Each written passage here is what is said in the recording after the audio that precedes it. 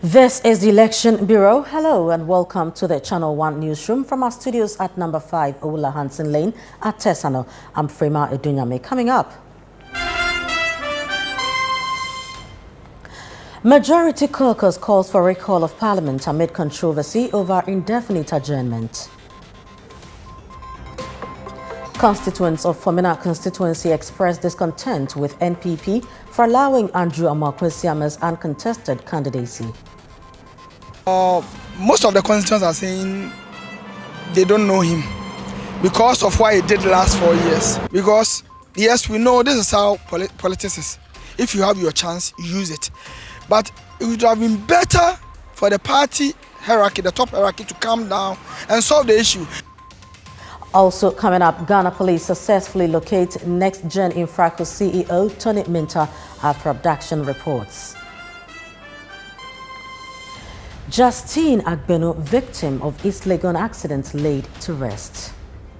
I just couldn't imagine that such a thing could happen, and at least it's not news as news that I haven't heard something like that before, but these are things that sometimes you cannot imagine that will occur, especially these innocent ones, little ones. You cannot imagine that.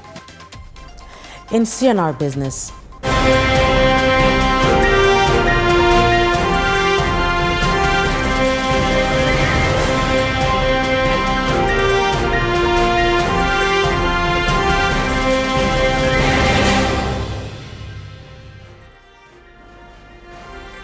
Springfield Group dismisses ASEP's allegations of conflicting data on any Sankofa fields. Has made some false statement that we have finished our appraisal and our appraisal results are not in line with the utilization and stuff. I would like to tell you that it is a straight up lie.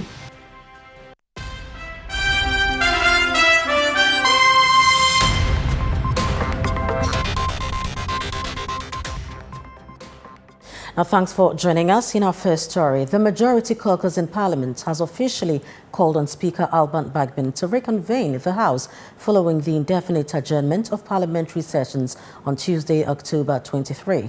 The adjournment has generated controversy, with the Majority Leader and other key members accusing the Speaker of intentionally stalling legislative activities in the lead-up to the national elections. Speaker Bagbin's decision was linked to ongoing disputes over the composition of Parliament, a contentious issue in recent months.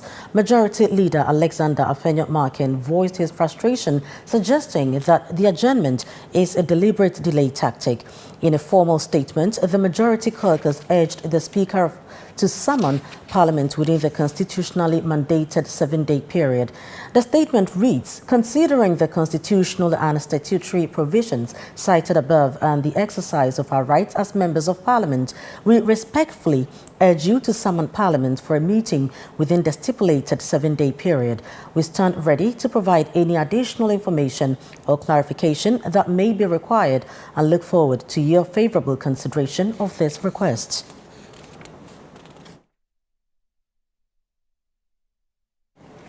Now, some constituents of the Forina constituency in the Ashanti region have expressed dismay and disappointment with the new Patriotic Party's leadership for allowing Andrew Amakwesiama to contest on the party's ticket, despite his previous departure to run as an independent candidate. According to the constituents, the party has demonstrated a lack of respect for its grassroots by accepting Siama back and permitting him to contest unopposed in the primaries.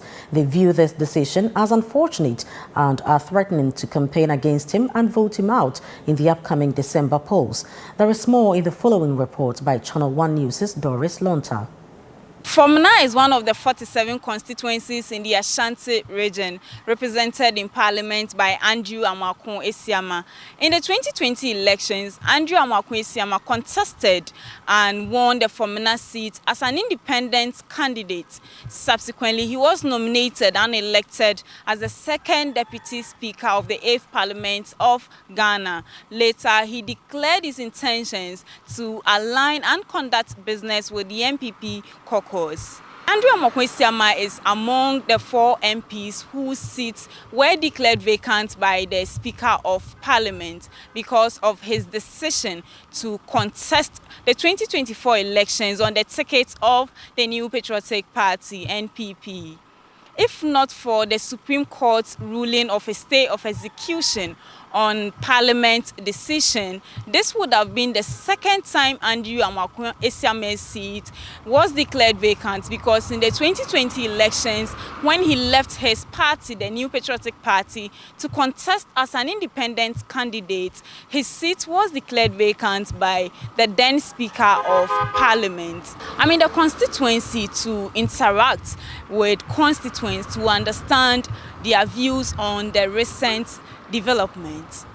Honorable Asiama was part of the NPP, left us in pains, even though he won.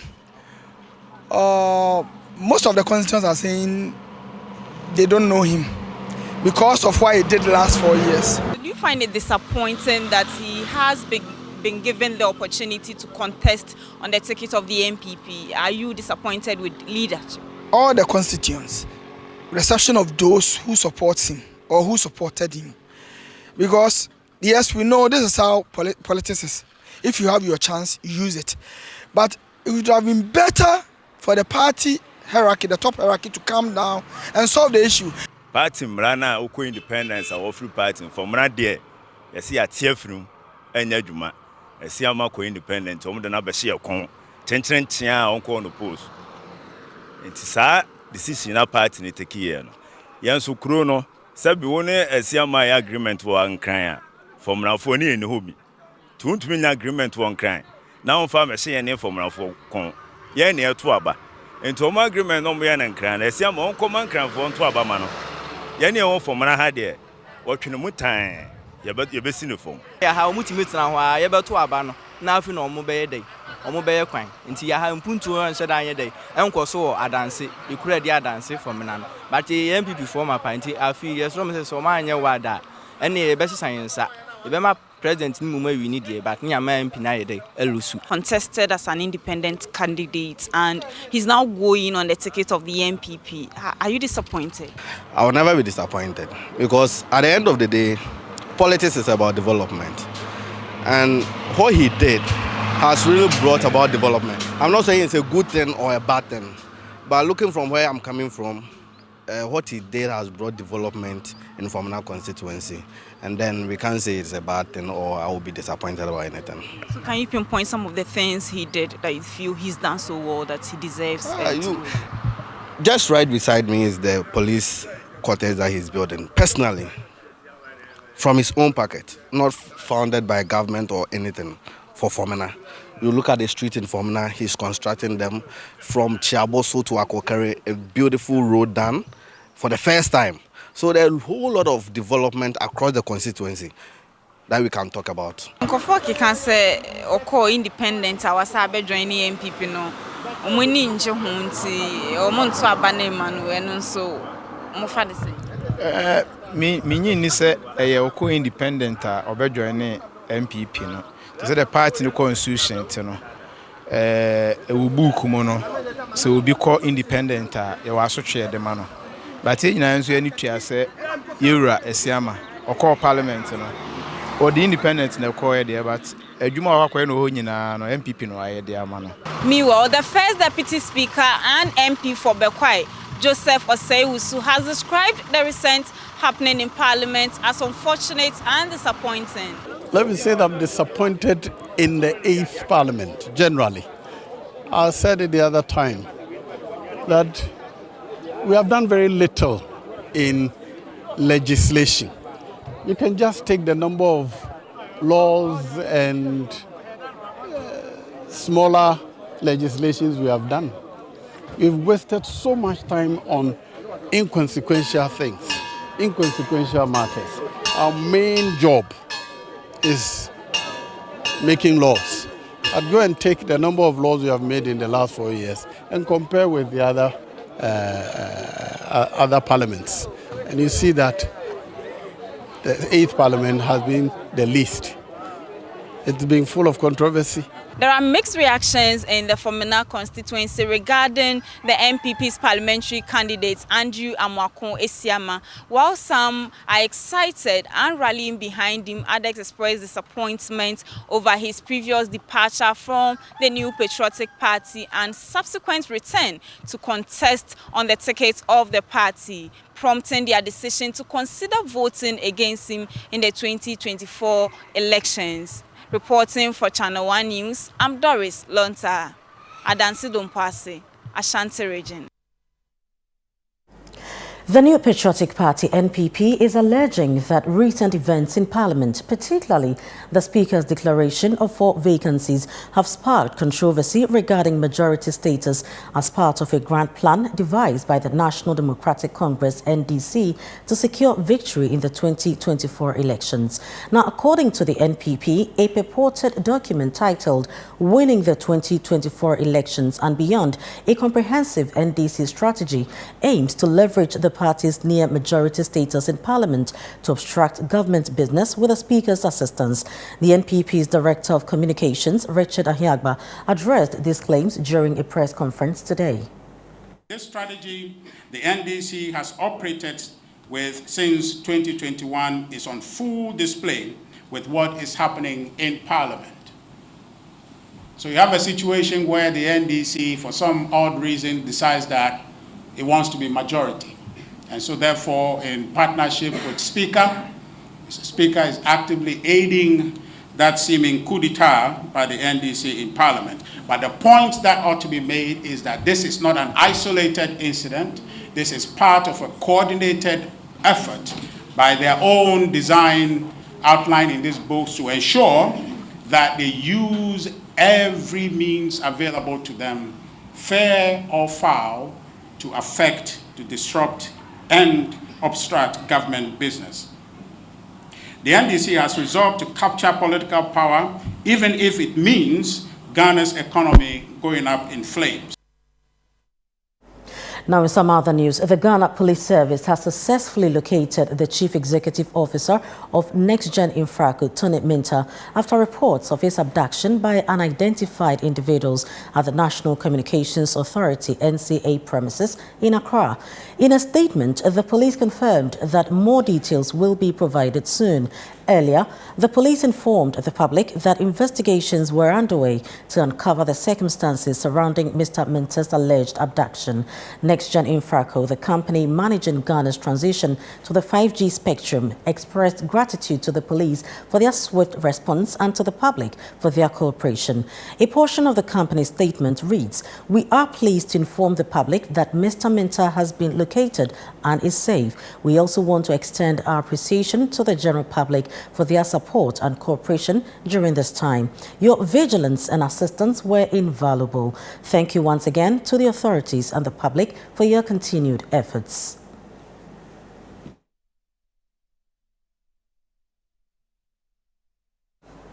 This is the ChannelOne Newsroom, still to come.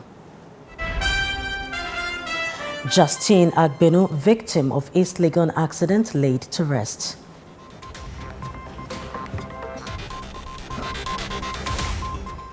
We'll be right back with the details. Do stay.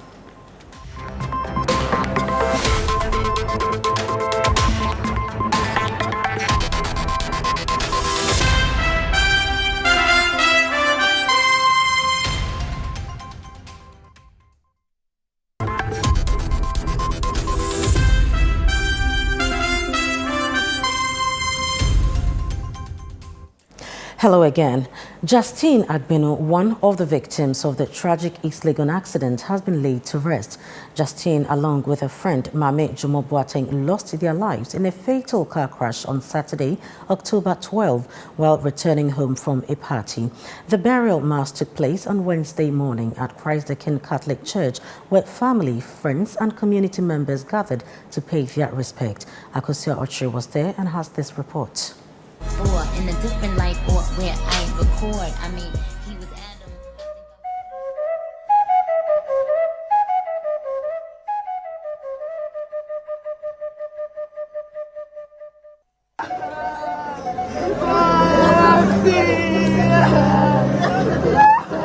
A cold atmosphere here at the Christ the King Catholic Church opposite the Jubilee House in Accra, where a funeral mass was held at the auditorium here in honor of the late Justine Mary Ann Enyonam Agbenu.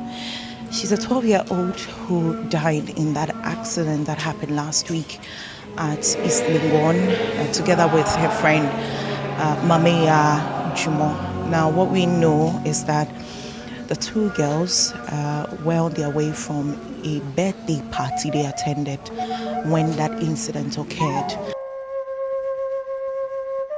Let me just give you a brief of what they have been saying about Marianne, or how they have been describing Marianne from the tributes that were read by the family. They say that she filled the lives of her parents with warmth and love. They say that her dreams to become a marine biologist has not been able to come to pass. For friends as well, they say that she was a lovely person and was always willing to extend a helping hand to anyone who needed help. Let me just get closer to one of the relatives. Pick your initial thoughts on how you heard the news of the passing of Justine and her other friend. Well, I think it was on Newsroom. I mean, I think it's news. How did you feel when you heard the news? It was something I just couldn't imagine that such a thing could happen, and at least it's not news that I haven't heard something like that before. But these are things that sometimes you cannot imagine that will occur, especially these innocent ones, little ones. You cannot imagine that. Do you have any word of caution to drivers? Is that important? Especially parents. All of us. This could have happened to my son. It could have happened to anyone's son, anyone's daughter or daughters. It could have happened to all of us. Probably that's why we call it accident. So there you have it in your shot. Mourners clad in black and white. I've also spotted some dignitaries here. The Attorney General, Godfrey Iwadame, in your shot, and also Member of Parliament for Iowa's West Wuogon, Lydia Seyram Al-Hassan, and also the NDC parliamentary candidate for Iowa's West Wuogon, John Dumelo. A former sanitation minister, Cecilia Daa, was also here, and also the General Secretary of the NPP, Justin Frimpong Kudia. The NDC parliamentary candidate for Iowa's West Wuogon, John Dumelo, has been addressing the media. Well, he says that speed ramps must be constructed on the stretch where the incident occurred to reduce speeding. I think for somebody who is contesting in Iowa's West Wuogon and driving through East Legon, to be honest with you, most of the roads have speed ramps, and I think that is the only road that doesn't have any speed ramp, the inner roads, if you look at it. And so I think as a matter of urgency, speed ramps should be constructed there. Not because this happened, but because it reduces the kind of speeding that a lot of people speed. I mean, East Legon, you have a lot of bars, restaurants, you have a lot of, it's an economic hub. And so in the evenings, most people like to speed there, which is wrong, because speed limit should be 30 or 40 or 50. And I think so that particular road, speed ramps have to be constructed, and any other road around the constituency and even across the whole country. John, in this matter, would you want to see justice being served? I mean, definitely. I don't want to preempt anything, but of course, something has happened, an accident has happened. Let's see the law take its own course and see where the case goes. But of course, it's something that we should follow through. The remains of 12-year-old Justine Agbenu being carried above shoulder by the police and leading her straight into the hearse, which will take her to the cemetery where she would finally be laid to rest.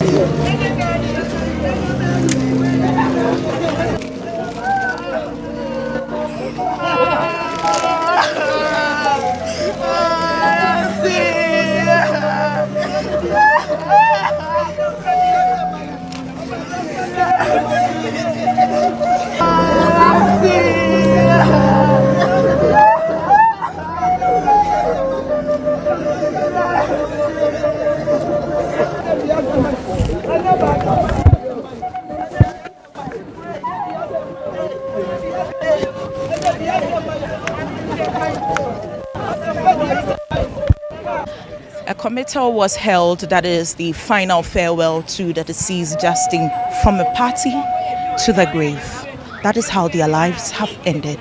Reporting for ChannelOne News, Accusations, Accra.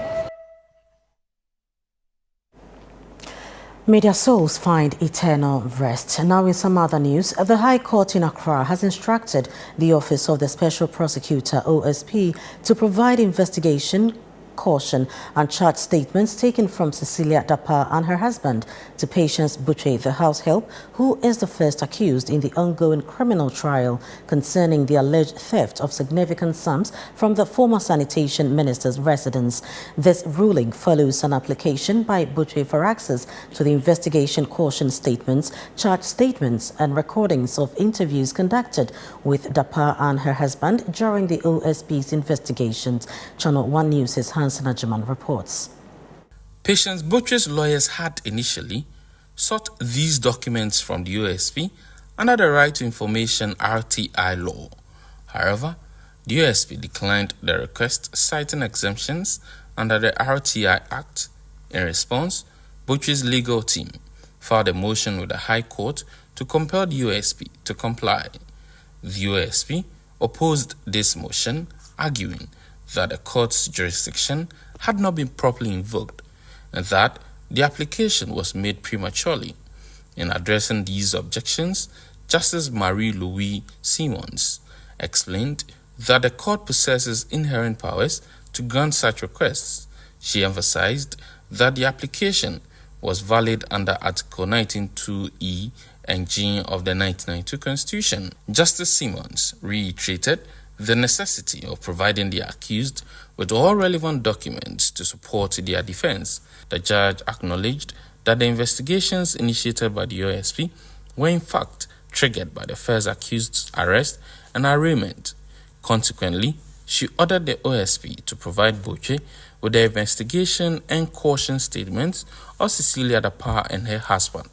However, she denied the request for recordings and transcripts of their interrogations. The OSP has been instructed to fulfill the court's order within a week of being served. One of Butchie's lawyers addressed the media following the proceedings. It's a perfect ruling. The ruling is a very perfect one and very intellectual one as well. And the judge actually took her time to peruse the law and address every single issue. And as far as I'm concerned, she has given us a precedent when it comes to requesting information from the Special Prosecutor. Following the ruling of the court, Patience Butchie will now cross-examine the husband of Cecilia Daa, who is the first prosecution witness for this case. The second prosecution witness, we are told, would be Cecilia Daa herself. The judge believes that these documents, that's the investigation caution statement as well as the charge statement, will aid the accused person in her defense. Reported for ChannelOne News, Hansen Ajiman. You're still watching the ChannelOne Newsroom. Still ahead. Ghana's democracy weakened by partisan governance, and this is according to Professor Kwesi Prempeh. We'll be right back. Don't go away.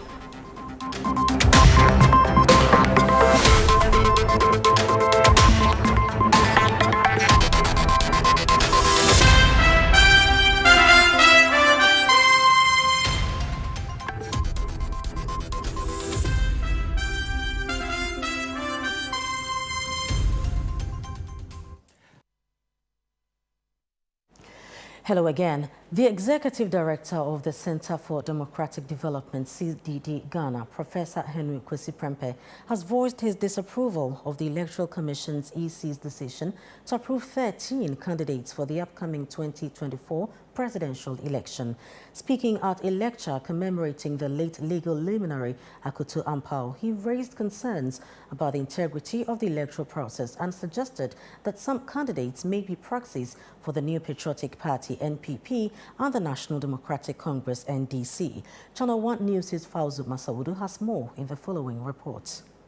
On September 20, the Electoral Commission announced the approval of 13 out of 24 candidates to run in the 2024 presidential election, marking the highest participation ratio in a presidential election in the Fourth Republic.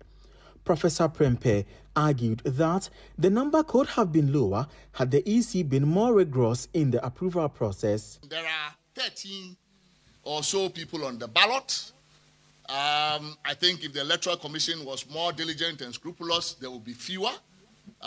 One has to wonder why we have the numbers that we keep having on the ballot every election year, when in fact some of the requirements for being a party, separate from independent candidates, clearly you and I know most of these so-called parties on the ballot do not meet it.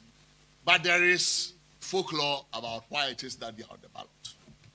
And it is basically as proxies for one or the other of these two parties. He contended that some of the minor parties serve as proxies for the major parties and criticized political entities for prioritizing partisan gains over national interest. Of critical public problems comes from the story of Galamsey or illegal artisanal mining. Again, despite the scale and gravity of the devastation this widespread practice is causing to the country's ecology, water supply systems, and long-term public health, resolute action has not been forthcoming from the political classes. And here, they do not even pretend to conceal their self-serving reasons for not acting resolutely to stop the ecocide. If they did, they tell us, they risk losing votes in the illegal artisanal mining communities to their political rivals. Our democracy has been turned against us. Instead of a government of the people, by the people, for the people, we have ended up, it appears, with a government of the party, by the party, for the party. Additionally, he advocated for reforms to address widespread concerns regarding the monetization of politics. Parties really have become the conduits through which we recruit our political leadership. So if you want to make change, in many respects, if parties were democratic, deliberative bodies, policy-making bodies about ideas, a lot of people should be going through that. But our parties are not those. They are just election-winning machines that mobilize basically to win elections, and even their internal processes are not democratic. If you want to contest as a member of parliament, some of the criteria would say you have to show that you have nurtured the constituency. Do you understand what that means? Nurtured the constituency as a requirement for becoming a candidate in the party.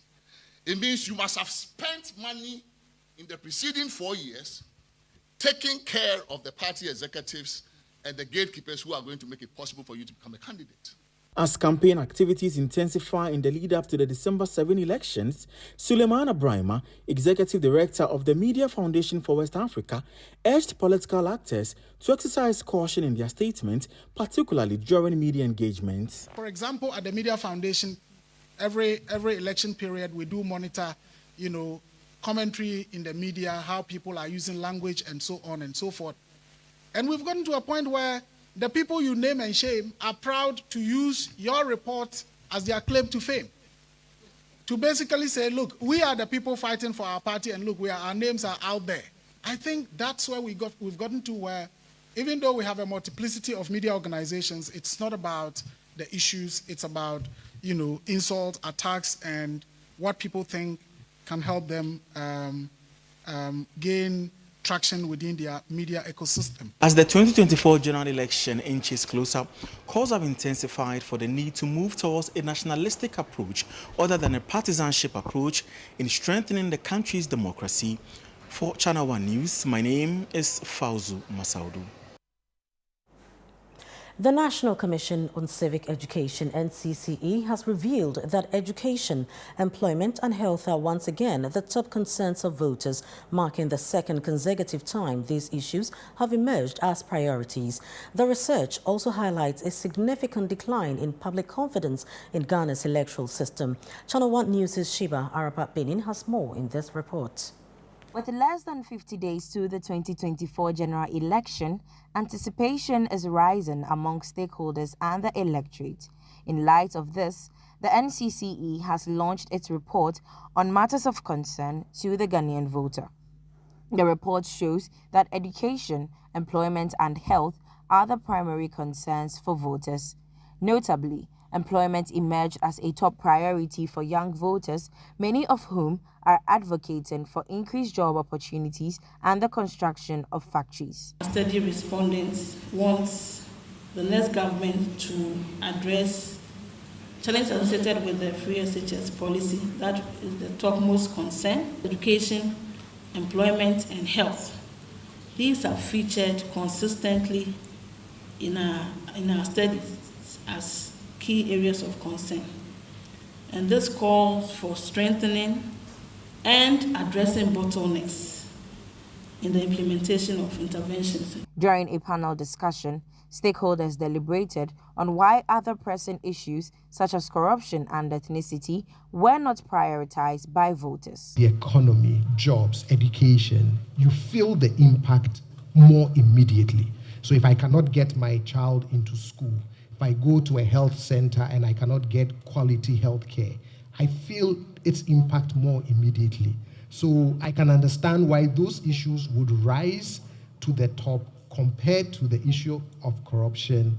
Because when I hear of a scandal, whilst I can appreciate how bad it is, I don't feel the impact immediately. When it gets to the critical point where people vote, it looks to me that there are more important issues people consider to vote than the things they say to us. And it looks to me that ethnicity is extremely powerful when it comes to what people vote eventually when they enter the ballot booth, which is something that doesn't come up really strongly here. The chairperson for NCCE expressed concern over findings that indicate a number of Ghanaians are willing to engage in election-related violence. They have people who are willing to say on record that yes, we are willing to participate in violent activities for one reason or the other.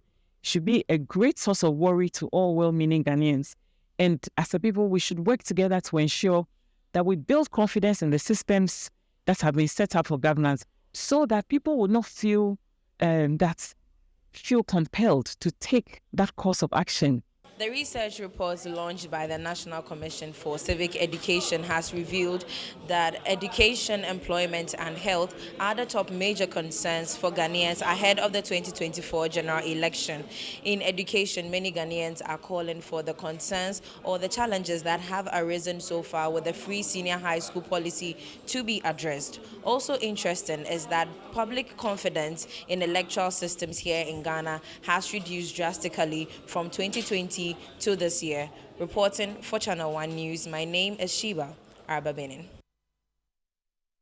Now, away from the elections, the embattled Paramount chief of the Atimokwa traditional area in the Central Region, Osiadeyo Kwesi IV, already facing legal action for allegedly engaging in illegal mining, has been hit with a fresh lawsuit. 9 mining companies have also dragged him to court, accusing him of illegally trespassing on their mining concessions. Channel One News' Ashanti Regional correspondent Fatih Aminu Ibrahim has more on the story. The Paramount chief of the Atimokwa traditional area, Osiadeyo Kwesi IV, is embroiled in a legal dispute with Kadesh Mining Enterprise for allegedly conducting illegal mining on their concession in the Central Region. In a new twist, 9 additional companies have filed a fresh suit against the chief, seeking a court order to restrain him and his laborers from encroaching on their concessions. The companies are also requesting the court to mandate the return of the areas already mined. The plaintiffs include God Made Mining Enterprise, Oana Mining Enterprise, Truly Shepherd Mining Enterprise, Jordan Mining Enterprise, Great Shepherd Mining Enterprise, Follow the Shepherd Mining Enterprise, Nazareth Mining Enterprise, and Servant Mining Enterprise. During a court hearing on Wednesday, October 23, 2024, Presiding Judge, His Lordship Samuel Friday Johnson, adjourned the case to 28th October, awaiting the Kumasi High Court's ruling on jurisdiction in the earlier suit between Kadesh Mining Enterprise and the Chief. The case has been adjourned to 28th October 2024. For ChannelOne News, I am Fatih Aminu Ibrahim, Ashanti Region. You're still live on the ChannelOne Newsroom. Next is CNR Business with Neteli Nete Ajaho.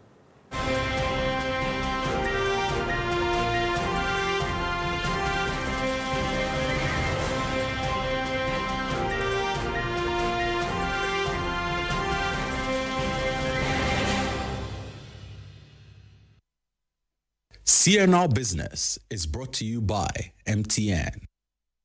Hello and welcome to CNR Business, proudly brought to you by MTN. My name is Nete Ajaho. And to our first story, Springfield Group has dismissed allegations made by the Africa Center for Energy Policy, ACEP, which suggests that the company submitted conflicting data to the government, influencing the decision to pursue the unitization of the ENI Sankofa fields.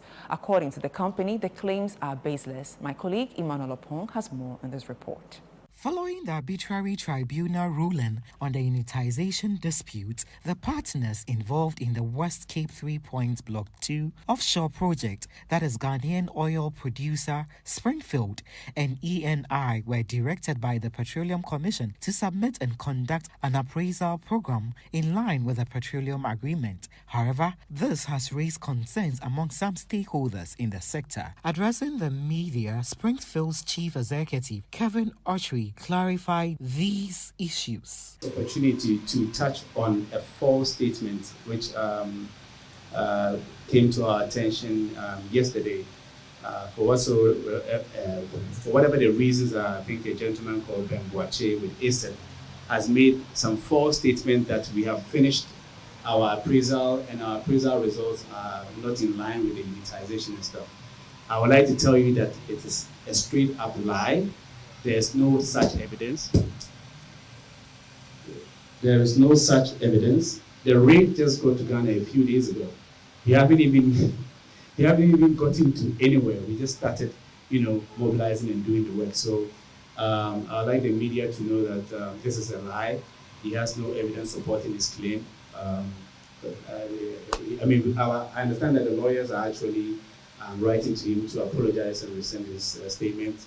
If not, legal action is going to be taken within the next 3-4 days. One concern that has been very topical in the upstream petroleum sector is boosting investor confidence or enhancing investor climate. However, Springfield's group maintains that it is committed in ensuring that this is achieved. Reporting for CNR Business, my name is Emmanuel. Now let's turn our attention to expenditure and revenue associated with elections.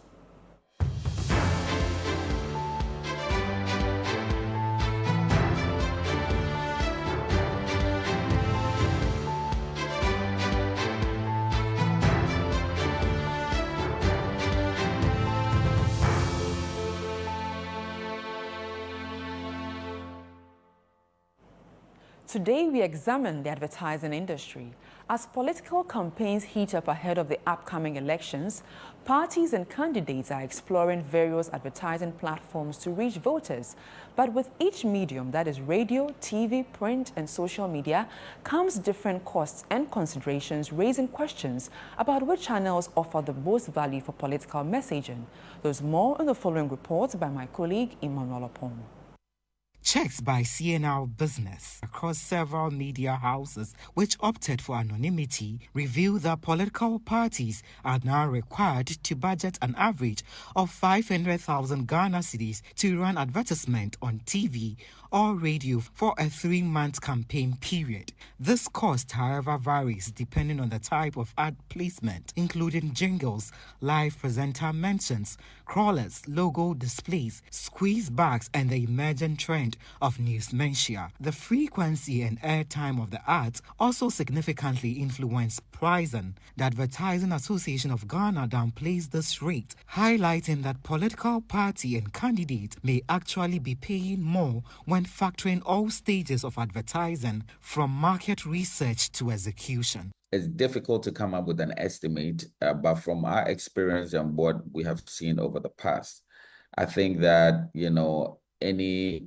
political party could spend, I mean, if you're looking just electronic media, television and radio, could spend close to, in current Ghana City, could spend close to 50 million, 10 to 50 million Ghana cedis if they really want their campaign to, you know, to seed. In comparison, just 4 years ago, the same advertising campaign would have cost approximately 250,000 Ghana cedis, underscoring the significant rise in media advertising rates. This figure could fluctuate based on factors such as the media house's location and audience reach. For instance, if a political party chooses to advertise across 10 different media platforms, the cost could rise significantly above the estimated 500,000 Ghana cedis. CNR Business also confirms that placing an advertisement in daily newspapers for a 3-month period would cost approximately 250 Ghana cedis. It is important to note that these charges may either include or exclude taxes depending on the specific terms set by the negotiating parties. Although the major political parties have declined to give quotation for their budget, they believe advertisement remain a critical component of their budget. Kofi Adams is a member of the NDC and a member of Parliament for Buem constituency. Can't give you an estimate now, but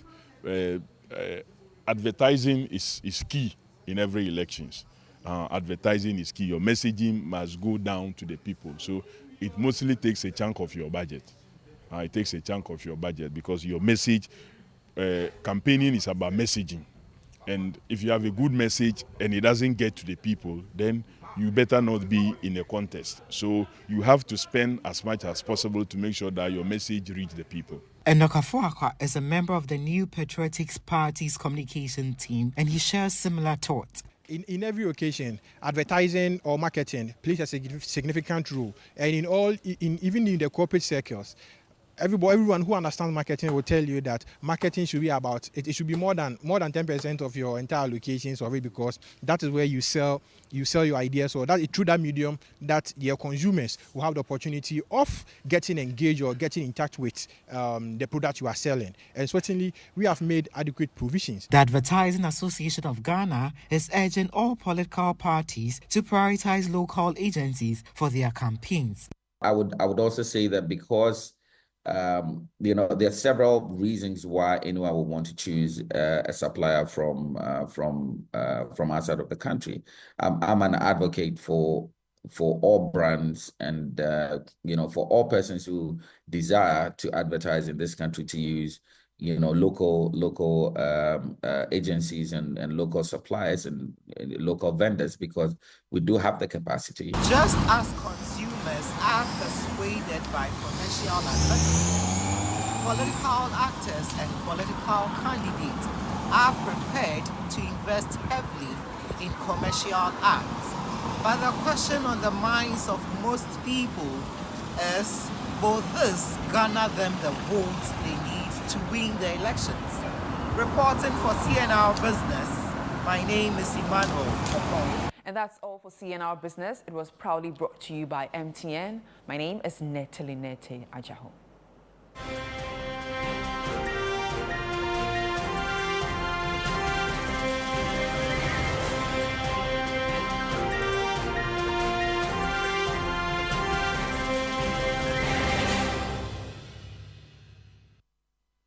CNR Business was brought to you by MTN. Hey guys, so I got this app. It's called Ayoba. It's a chat app that helps me with beauty tips and cooking tips. A super app that feeds me music. and the latest sports content. I even use it for my studies. And the good news is, I don't need to use my data bundle because I'm on MTN. Chale, the app just did be. Ayoba, the all-in-one app that lets you chat, call, read, play, pay, and listen. Use Ayoba at no data cost on MTN. Download Ayoba now.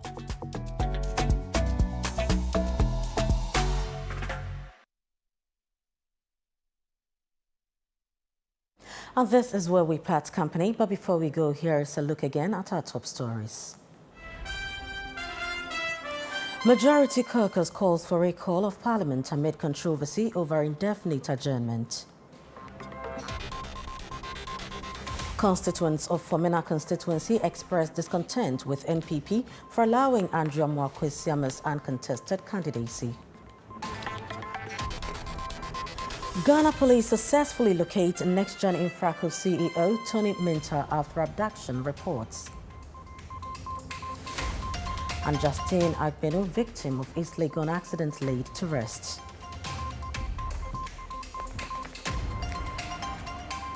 Do visit our website, ChannelOneNews.com, for information on our top stories and more. Subscribe to Channel One TV on YouTube for more exclusive video content from Channel One TV. Download the Channel One Newsroom app on App Store and Google Play Store. This is the Election Bureau. Stay tuned for comprehensive and timely coverage of the 2024 elections. Follow us for real-time updates and join the conversation using #GhanaPolls2024. I'm Frema Adunyame. Thanks for your time.